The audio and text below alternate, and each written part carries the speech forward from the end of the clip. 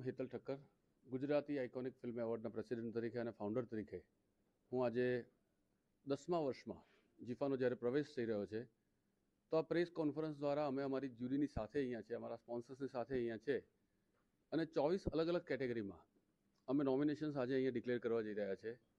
જીફામાં છેલ્લા 10 વર્ષથી 24 કેટેગરી છે, 22 કે 23 હતી, એમાં એકાદ બે કેટેગરી અમે પાછળથી જે જરૂર હતી એ પ્રમાણે એડ કરી. આવનારા વર્ષોમાં ઘણી બધી બીજી કેટેગરી છે જે અમે એડ કરવા માગીએ છીએ, જેવી કે વીએફએક્સ, કે જે અત્યારે ઘણી બધી ફિલ્મોમાં અમે આ વર્ષે જોયું કે વીએફએક્સ ખૂબ સુંદર છે. તો ભવિષ્યમાં અમે વિચાર કરી અને અમારી સમિતિમાં રજૂ કરીશું અને જો અમારી જ્યુરી પણ સાથે અમને સહમતિ આપશે તો અમે વીએફએક્સની કેટેગરી પણ સાથે એડ કરવા માગીએ છીએ. આ 10 વર્ષ એ જીફાનો એક હરણફાળ ફાળો રહ્યો છે.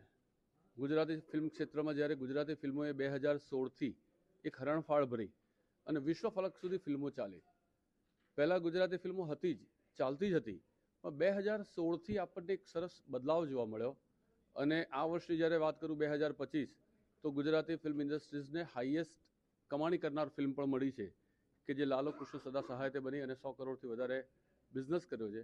તો ગુજરાતી ફિલ્મ ઇન્ડસ્ટ્રીઝનું ભવિષ્ય દિવસે ને દિવસે વધારે ઉજ્જવળ થઈ રહ્યું છે અને આ ફિલ્મ ઇન્ડસ્ટ્રીઝના પ્રસાર અને પ્રચાર માટે જીફાનું ખૂબ મોટું યોગદાન રહ્યું છે, જીફાનો ખૂબ મોટો ફાળો રહ્યો છે.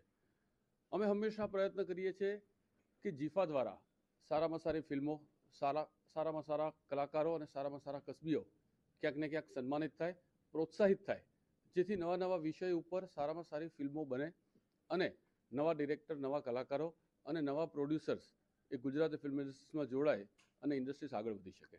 ક્યારે યોજાવાનું છે ને મેઇન ગેસ્ટનું પણ જીફાના મેઇન ગેસ્ટ કોણ આવવાના છે, આ સવાલ બહુ મહત્વનો છે. કારણ કે મારા માટે ગુજરાતી ફિલ્મ ઇન્ડસ્ટ્રીઝ મારો પરિવાર છે. આ વર્ષે રજૂ થયેલી 86 ફિલ્મો, જેમાંથી 72 ફિલ્મોએ જીફામાં પાર્ટિસિપેટ કર્યું છે અને એ 72 ફિલ્મોમાંથી અલગ અલગ 24 કેટેગરીમાં નોમિનેશન્સ છે જે ગુજરાતી ફિલ્મ ઇન્ડસ્ટ્રીઝ સાથે જોડાયેલા છે. તે તમામ મારા પરિવાર છે અને તમામ મારા માટે મુખ્ય મહેમાન છે. જીફા હંમેશા ફિલ્મ ઇન્ડસ્ટ્રીઝ માટે રહ્યો છે, ફિલ્મ ઇન્ડસ્ટ્રીઝને જ પ્રોત્સાહિત કરવાનું કામ કરે છે. ચોક્કસ કદાચ ઓડિયન્સ માટે મોટા માથામાં કોઈક સારા કલાકાર હોય કે કોઈક બોલિવૂડ હસ્તી હોય તો એ નામ રહી શકે છે, પણ હું જીફાના પ્રેસિડેન્ટ તરીકે જીફામાં આવનાર દરેકે દરેક ફિલ્મ મેકર, કલાકાર અને કસબી અને મુખ્ય મહેમાન ગણું છું. કારણ કે આ એક ઉત્સવ છે, જીફા એક ફંક્શન નથી અને દરેકે દરેક કલાકાર, કસબીઓ, આખી ઇન્ડસ્ટ્રી ભેગા થઈ અને આ ઉત્સવને ઉજવે છે. તો હંમેશા અમે જીફામાં દરેકે દરેક કલાકાર, કસબીઓને એક સરખું મહત્ત્વ આપી અને દરેકને મુખ્ય મહેમાન તરીકે ગણીએ છીએ. ચોક્કસ અવનવા પરફોર્મન્સ હશે, કેટલાક સેલિબ્રિટીઝના ચહેરા કે જે દરેકને ગમે છે એવા ચહેરા પણ ત્યાં હશે અને જેમ જેમ દિવસ જશે એમ એ બધું અમે રિવીલ કરીશું. જીફા 28 ફેબ્રુઆરીએ સાંજે 7 વાગ્યાથી નારાયણી હાઇટ્સ ગાંધીનગર ખાતે થવા જઈ રહ્યો છે અને આ વર્ષ એ 10મું વર્ષ છે, golden decade of golden lady. આ થીમ ઉપર આ વર્ષે અમે કામ કરી રહ્યા છે અને આ 10 વર્ષ જે જીફાના પૂર્ણ થાય છે એ જ રીતે આ 10 વર્ષ છેલ્લા જે ગુજરાતી સિનેમા છે તેનો પણ અલગ સૂરજ ઉગેલો છે. તેણે પણ હરણફાળ ભરેલી છે અને વિશ્વ સુધી ગુજરાતી સિનેમા પહોંચ્યું છે. તો આજે જીફા આ ગુજરાતી ફિલ્મ ઇન્ડસ્ટ્રીઝને પ્રસાર અને પ્રચારમાં ક્યાંક યોગદાન કરે, ક્યાંક ફાળો આપે, એ આશયથી અમે હજુ વધારે સારામાં સારું કરવાનો પ્રયત્ન કરીશું અને લોકો સુધી ગુજરાતી ફિલ્મો પહોંચે એ અમારો મુખ્ય ઉદ્દેશ છે. તો જીફા જેવા ફંક્શનના માધ્યમથી આજે અમારો પ્રયત્ન રહેશે કે ગુજરાતી ફિલ્મો ગુજરાત અને વિશ્વના ખૂણા ખૂણા સુધી પહોંચે.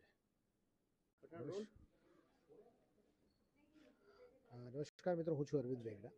જીફાનું એટ્રેક્શન્સ જે છે એની સ્ટાર્સ જે આવતા હોય છે એ સૌથી વધારે હોય છે, કારણ કે દર વર્ષે ફિલ્મો એટલી બધી અલગ અલગ ફિલ્મો રિલીઝ થાય છે, એટલા બધા અલગ અલગ લોકો પ્રવેશે છે આ ઉદ્યોગમાં, એટલા બધા અલગ અલગ એક્ટ્રેસ મળે છે, એક્ટ્રેસીસ મળે છે, કલાકાર મળે છે, કસબી મળે છે. દર વખતે તમને જીફાની અંદર એ ચહેરાઓ જે તમે રૂટીન ચહેરા જોતા હો એના કરતાં તમને નવા નવા જે ઇમર્જિંગ સ્ટાર્સ જે છે એ ત્યાં તમને જોવા મળે છે. દર વખતે એના જે પરફોર્મન્સીસનું લેવલ જે છે, લાઇટ, સાઉન્ડ અને એમના જે એક્ટ હોય છે, જે પ્રોપ્સની સાથે એ લોકો પરફોર્મ કરતા હોય છે, એ દર વર્ષે એટ્રેક્શન્સ હોય છે જીફાનું.